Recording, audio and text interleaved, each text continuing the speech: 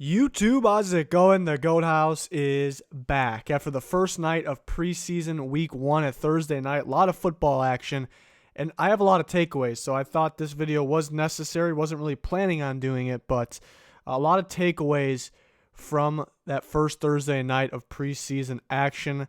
Not going to recap every single game during the regular season. I will recap every single game every week, along with updated power rankings and score predictions, straight up picks with the Goat House members, so hopefully you can join us for that. Right before we get started, we do have exclusive content available. Things on the left are for YouTube memberships. Link in the description for both of these.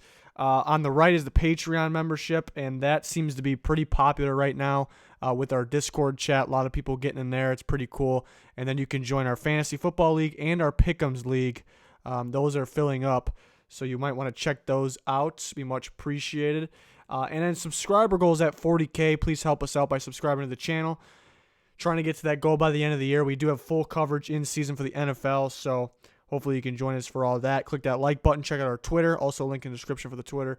All that would be much appreciated. So just going to go team by team here. Break down my takeaways from some of the games. Again, didn't cover every single team fully here, so I apologize if I'm not talking about your team, but in the regular season, we'll talk about every single team after every game. So, let's talk about the Eagles first. They lost to the Titans 27-10. I'm not too worried about who won, who lost, what the score was. Not worried about that really at all. So I had quite a few takeaways from the Eagles.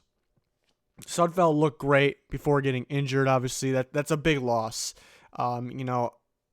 Especially with Wentz as your quarterback. Obviously, they're very confident he can stay healthy all year, but I mean, just in case, you definitely want a solid backup, and Sudfeld's been learning from that, really from Wentz, from Foles, from Peterson, and it's been great. And he looked really good, had some darn good balls, and then got hurt. And again, I think it's a big loss. 6 weeks is the best case scenario. I think most likely it could be up to 8 weeks there. So that is a big loss, especially because the rookie quarterback, it looks like he has a lot of work to do. It's hard to take away too much from preseason week 1, and anybody out there, I'd recommend you don't. I even tell people don't take away too much from the regular season week 1 and sometimes week 2. It's just way too early to tell even then in the regular season. So this is very, very early to tell. But just the takeaways from early on here. Thorson wasn't too good. Clayton Thorson, the rookie out of Northwestern, wasn't too good. Kessler has to be the QB2 at the moment. Unless they bring somebody else in. So that's what's expected here. Sudfeld definitely would have been QB2. Maybe they'll bring in some competition in camp. Other the running backs really struggled, but it was a small sample size for each. It seemed like, they all got a few carries. Nobody could really get anything going.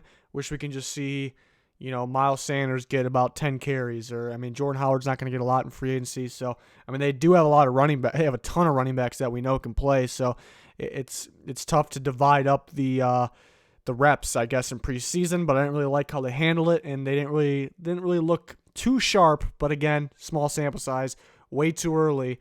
Just a very unfortunate day, and even just having a backup injured there for the Eagles. They did play the Titans. I do have takeaways for the Titans. And Tannehill looked very solid. Woodside looked great. Surprisingly, Woodside came in there and was throwing some pretty good balls. But Tannehill looked really good too.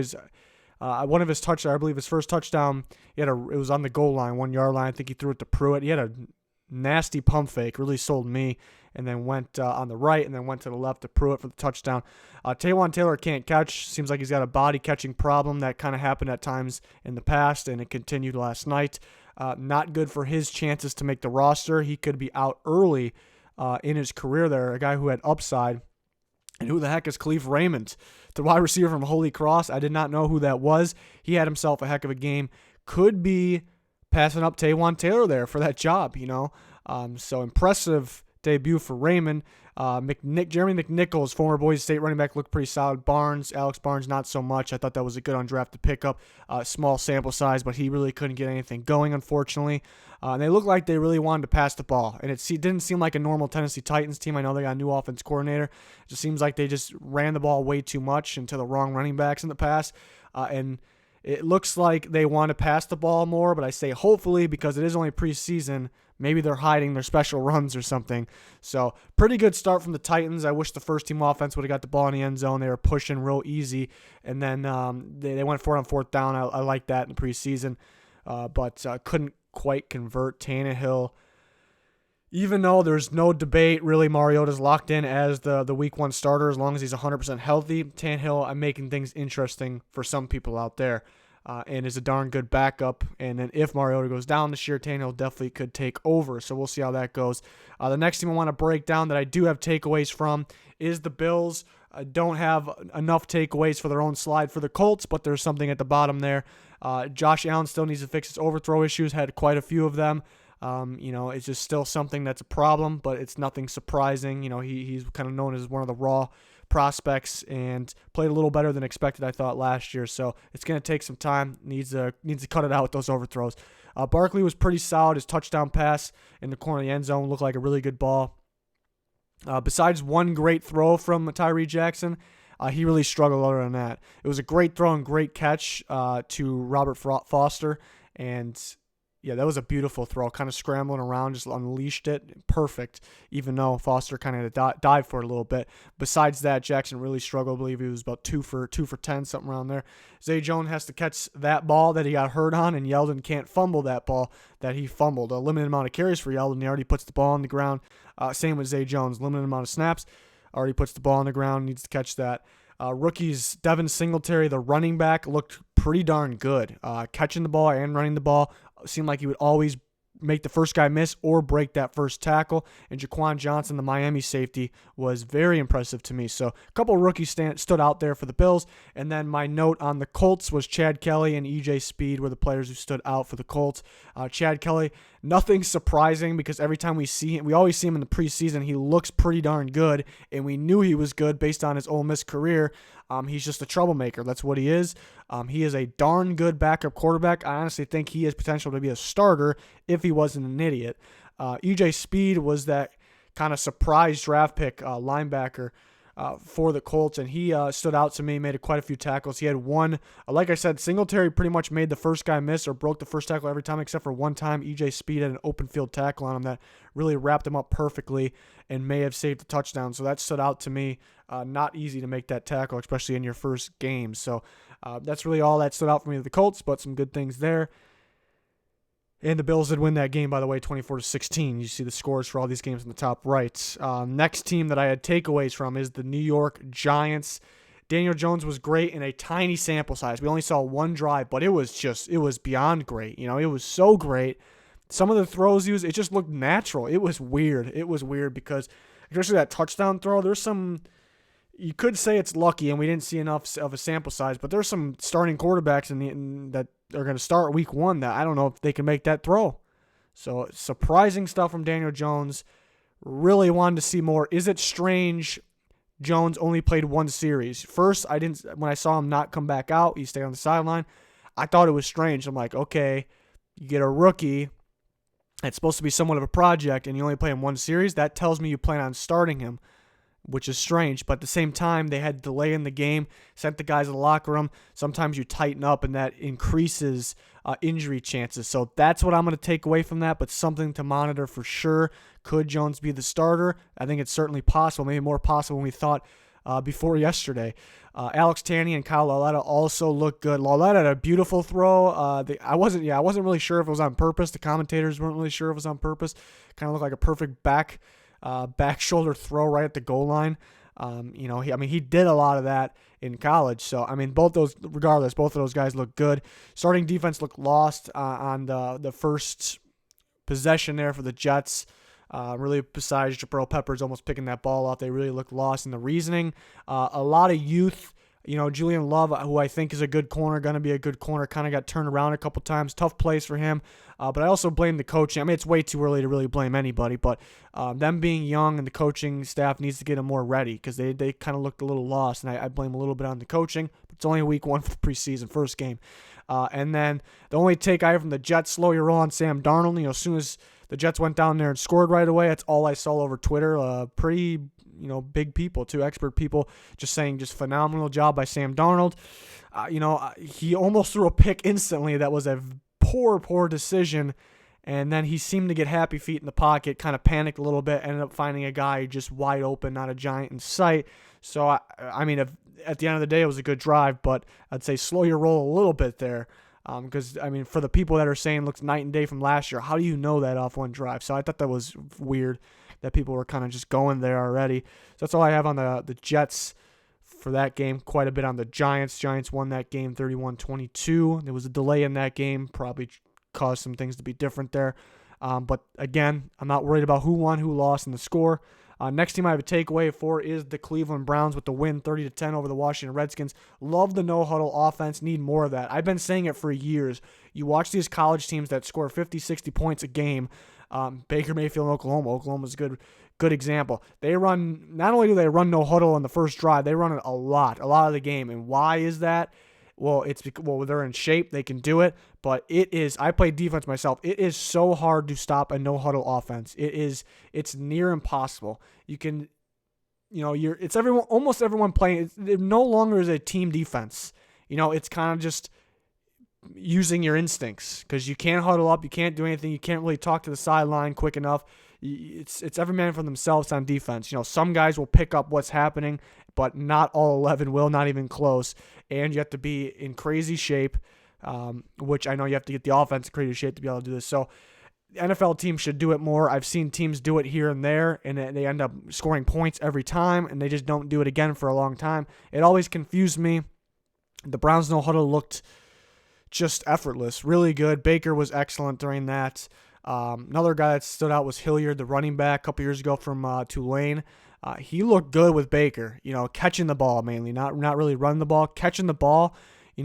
Nick Chubb isn't that speedy guy for catching the ball to the backfield. He can do it, and Hunt can. When Hunt comes back, he can do it too. But Hilliard looked a little, speedy and just knew how to get to the open lane. So that was impressive. He can definitely make the team for that role. Higgins looked really good with Baker too. That touchdown pass from Baker was excellent. At the same time, being a very good throw, it actually could have been a pickable pass. I've seen that a lot.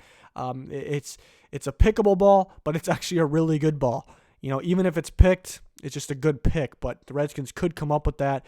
Rookie class looked very solid. Mack Wilson stood out. Greedy Williams got a pick. Well, Mack Wilson got two. One of them the first one was a gift. Second one was a very athletic play. Still can't believe he dropped to where he dropped to in the draft. And then Sheldrick Redwine was pretty solid too. So impressive draft class, impressive game here from the Browns. They win 30-10. And I got some takeaways from the Redskins in the loss 10-30 to the Browns. Defense looked completely lost versus no huddle, which nothing surprising. It's the very first time you're suiting up this year in a game, first preseason game, and they're going to throw a no huddle at you. They just had no clue. So maybe that's something that definitely can be fixed, game plan for, but we're not expecting it. Haskins really struggled for a couple good throws early, couple really solid throws on the run, kinda. And then one of them was fumbled, and then they got the ball back pretty quick, and then he threw his first pick. But those interceptions were really bad. Like, I don't know what he was thinking, where he was going. Well, I know he was going on the first one. It was just very, very bad. Stuff we just did not see at Ohio State. It's crazy because we didn't see it once. We seen him overthrow, a little off target at times early in the season, but nothing like that. So that was surprising.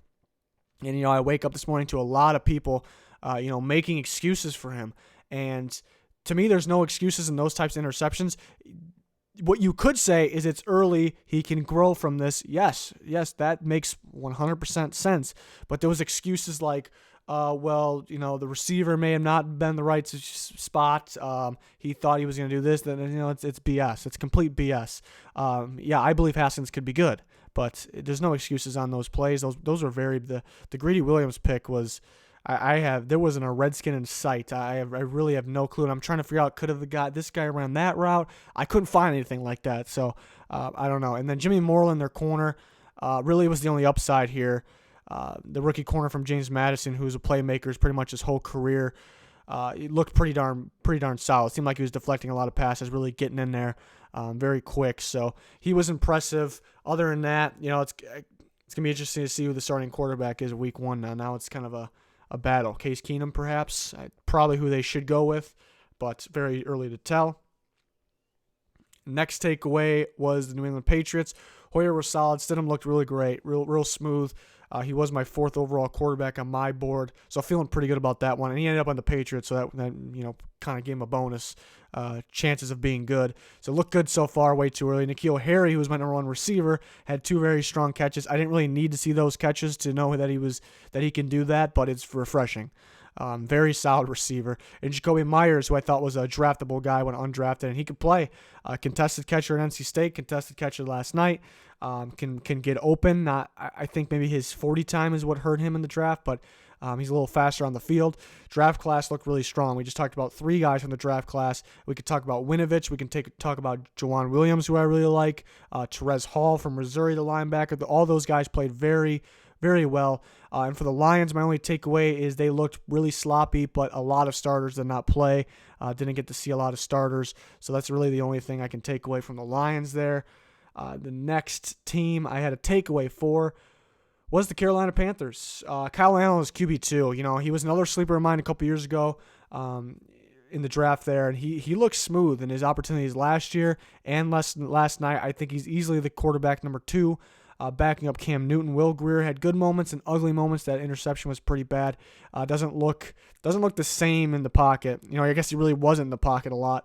Only on the quick throws at West Virginia, but he just didn't really look natural in the pocket. It's going to be fixed. It's just going to take some time. I think he'll be QB3 right away. I know that they like Heineke too, but we'll see Will Grier grow from here. Brian Burns and Marquise Haynes got to the QB. They looked really good, getting pressure to the quarterback. Marquise Haynes was actually one of my sleepers a couple years ago from Ole Miss. He actually played linebacker, stand-up linebacker a lot of time, and then they switched him to pass rusher, and now the Panthers kind of switching around their defense. He's going to be back to kind of a linebacker, but a pass rush linebacker. That's going to work wonders. Watch out for this guy as a rotation player. I'm excited for that because he was kind of one of my sleepers. No one else had him as one and hasn't really shown anything yet. I'm excited about that one. Brian Burns, we kind of knew we were going to get this, but it's good to see he's, because kind of an undersized, thin, needs to put some weight on guy. Maybe he's a little bit of a project, but gets in there right away, gets some sacks. Great to see. He was definitely a top-tier prospect. Rashawn Golden, former Tennessee safety, corner actually, played well. They moved him to safety, can play in the box. That punch, that forced fumble on that punch was pretty nasty. I think he can earn a starting job, whether it's a safety spot or a box spot. Again, he used to play corner. But wasn't, his weakness was, I guess, covering down the sideline deep, so that's why they kind of moved him there. But really, he has a chance to play any of those positions, so we'll see if he can find his way in the starting role there. But I'm excited about those pass rushers. That's kind of hope for what has been a pretty bad pass rush for the last few years for the Panthers. And they beat the Bears 23-13. We'll talk about the Bears now.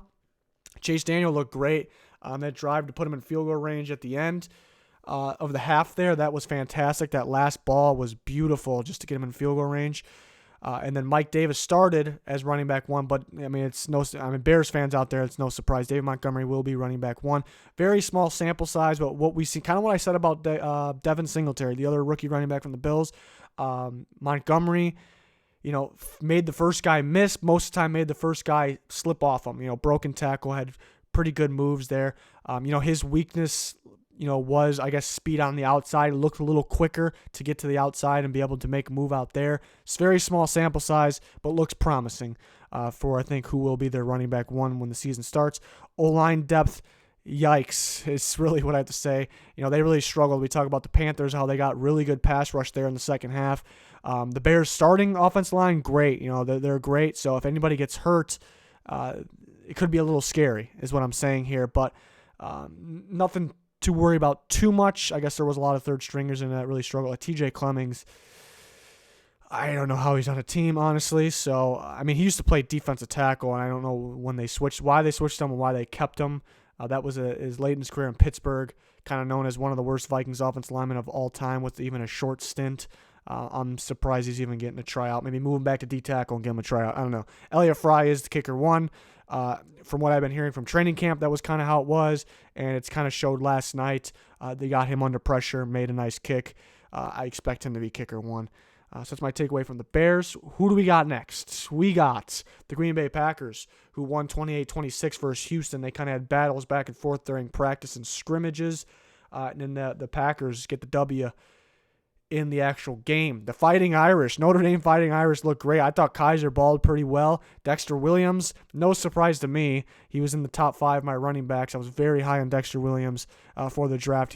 That was a steal for the Packers. He can play. He can definitely play. I'm looking forward to seeing him get reps this year. Another rookie, Ty Summers from TCU, the linebacker, was outstanding all over the place. He can actually earn a starting role right next to Blake Martinez. I know Oren Burks they like a lot. Who is solid. He has some upside, but Summers can play. I thought they got him in a good spot in the draft too, so rookie's looking good. Montravius Adams, former Auburn defensive lineman who I was pretty high on, hasn't really showed up yet in his past couple years. He's looking like he's going to start this year, and he played pretty well, was disruptive up the middle. And the only takeaway from the Texans, Deshaun Watson, the Texans quarterback, better stay healthy. They really only played Joe Webb there, and he's just a kind of back and forth quarterback, receiver. Not too good at quarterback, really. So Watson, I understand why they have him, though, because it's like kind of fits the play style a little bit.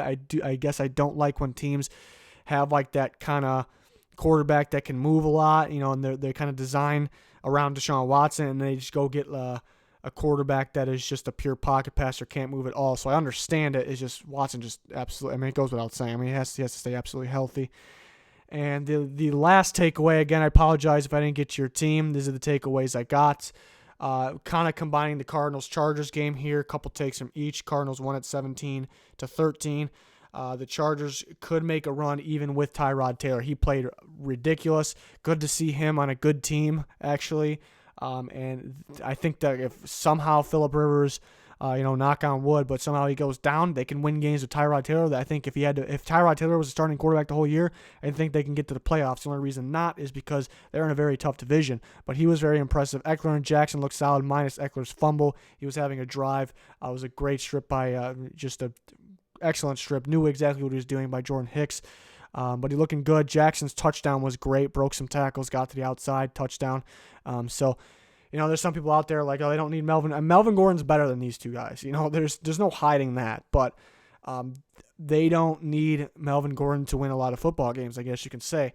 Cardinals will score a lot of points, but they'll give up a lot of points, I think.